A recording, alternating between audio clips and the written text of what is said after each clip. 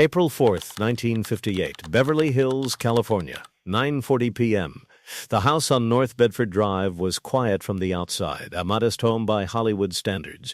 No guards, no black cars, no visible threat. Inside, a man was dying.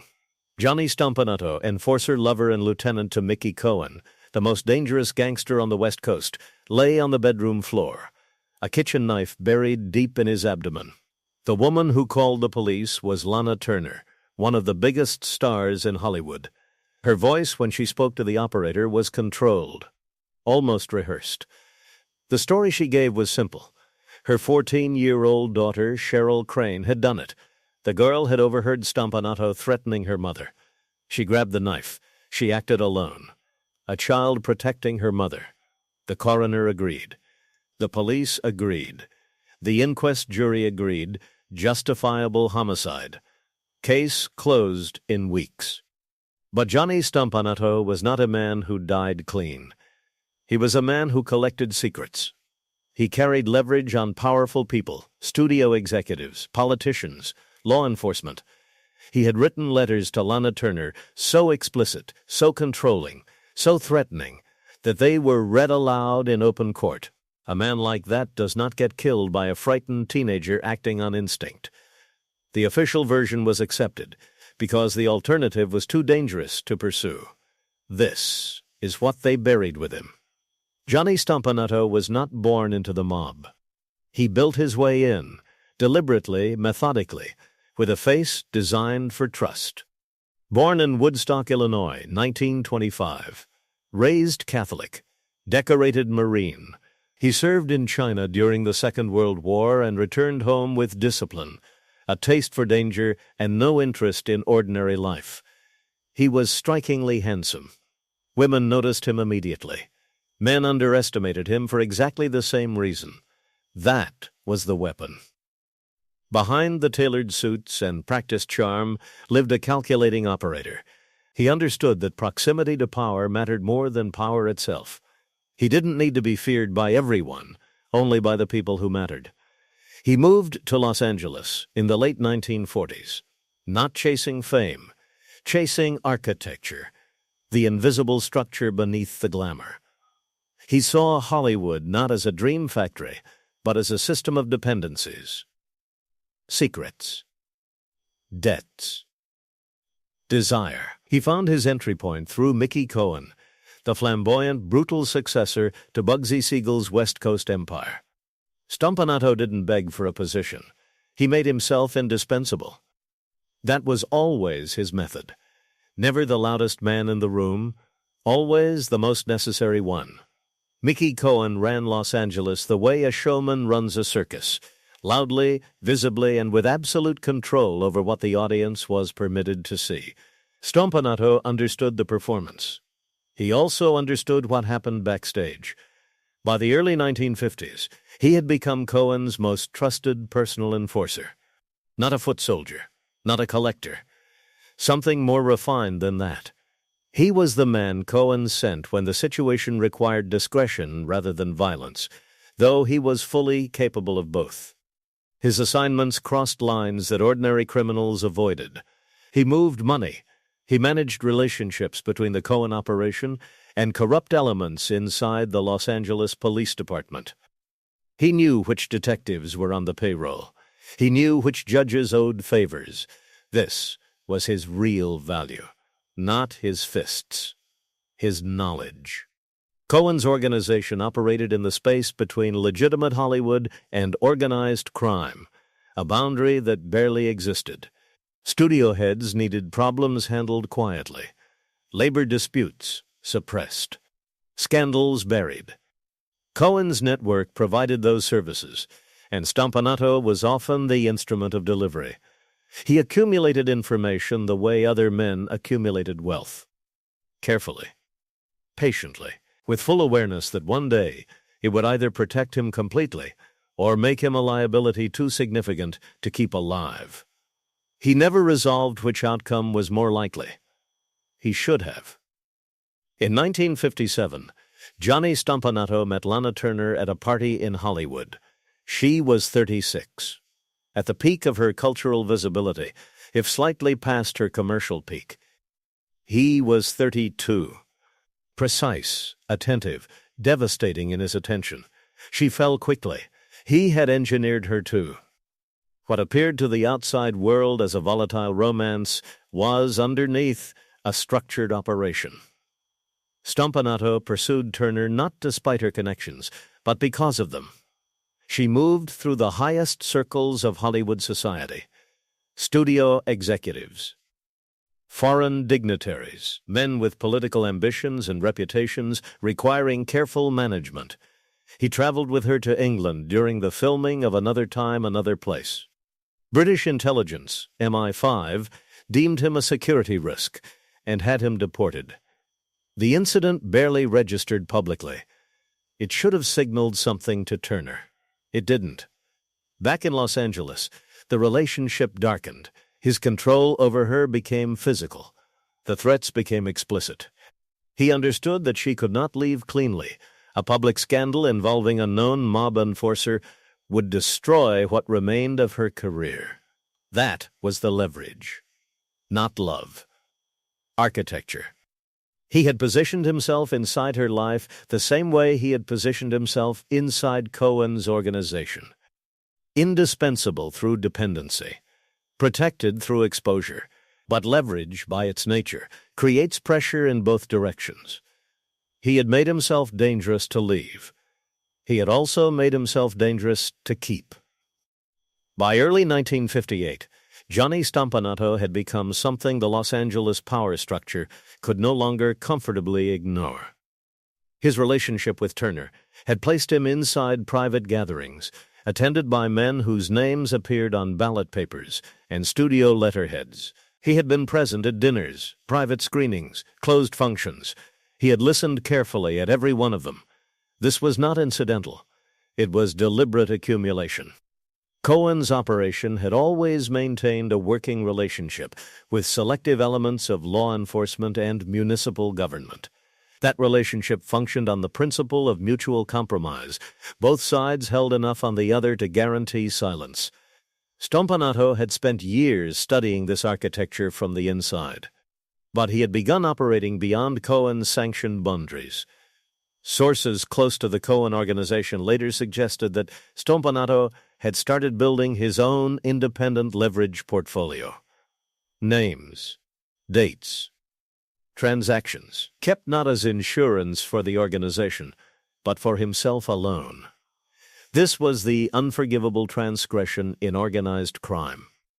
Not violence, not greed, privatizing institutional knowledge, taking what belonged to the network and converting it into personal capital.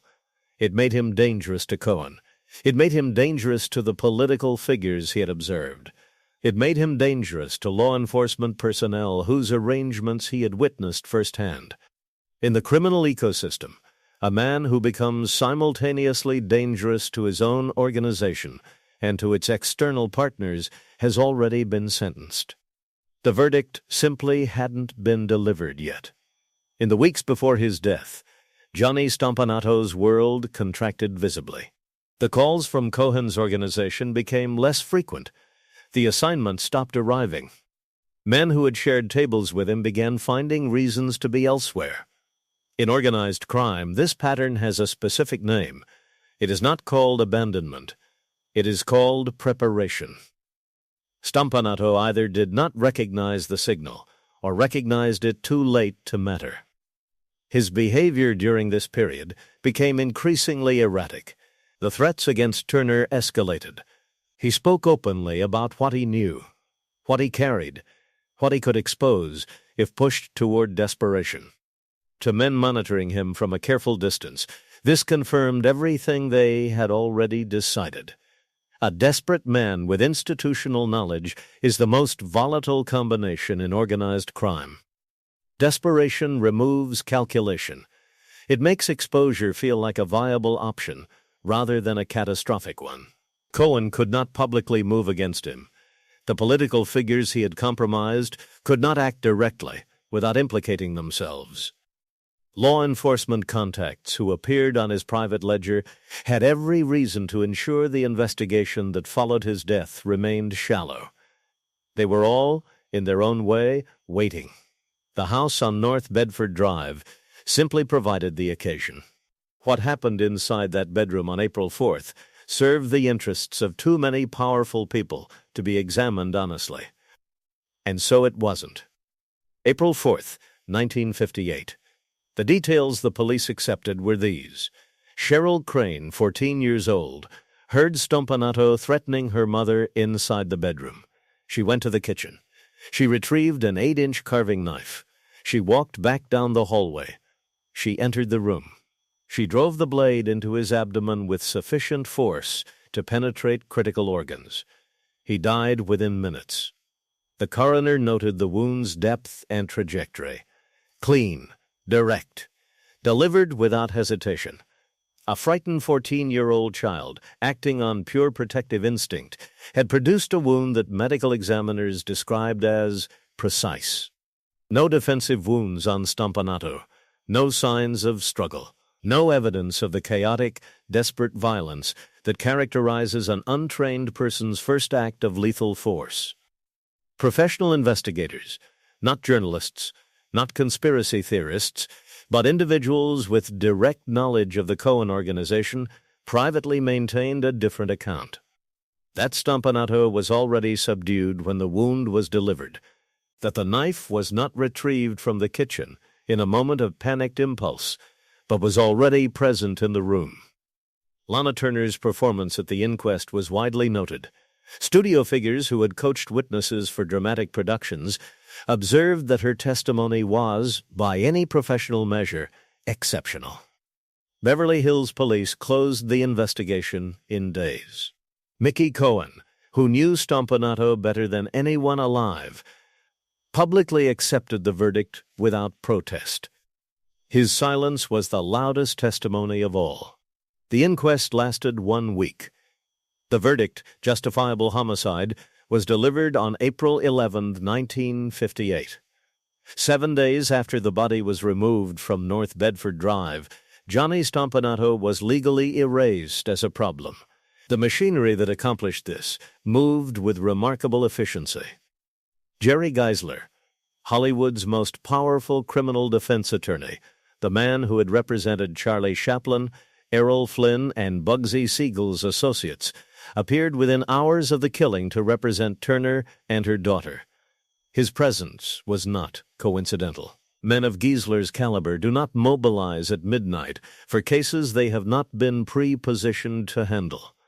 The letters Stompanato had written to Turner, explicit, threatening, deeply incriminating of his character, were leaked to the press before the inquest opened.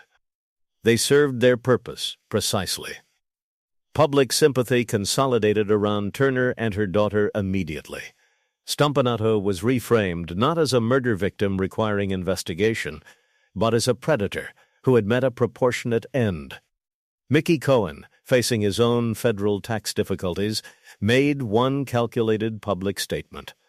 He claimed the Turner family owed Stompanato's family financial compensation. It was a performance, loud enough to appear genuine, legally harmless enough to threaten nothing. He never pushed further. He never demanded a real investigation. A man who genuinely believed his trusted lieutenant had been murdered by a child would not have stopped there. The political figures Stompanato had observed at private gatherings faced no scrutiny. His personal records, the leverage portfolio he had been privately assembling, were never publicly surfaced. Whether they were seized, destroyed, or quietly absorbed by interested parties was never established. Cheryl Crane carried the legal weight of the verdict for the remainder of her life. Turner's career experienced a temporary scandal followed by commercial revival. Imitation of Life, released the following year, became one of the highest-grossing films of her career. The system that needed Stompanato dead had, in every measurable way, prospered from his death. Johnny Stompanato built his entire existence on the architecture of silence, other people's secrets, other people's fears, other people's need for things to remain unspoken. In the end, that same architecture consumed him. The most dangerous thing he ever possessed was not a weapon, not leverage, not proximity to power. It was the expectation that the system which had used him would protect him when the moment arrived. It never does. That is the oldest truth in organized crime, and the one most consistently forgotten by the men who believe their knowledge makes them indispensable. It makes them a liability, and liabilities in this world are not negotiated with. They are removed. Quietly. Efficiently. And the city moves on without asking why.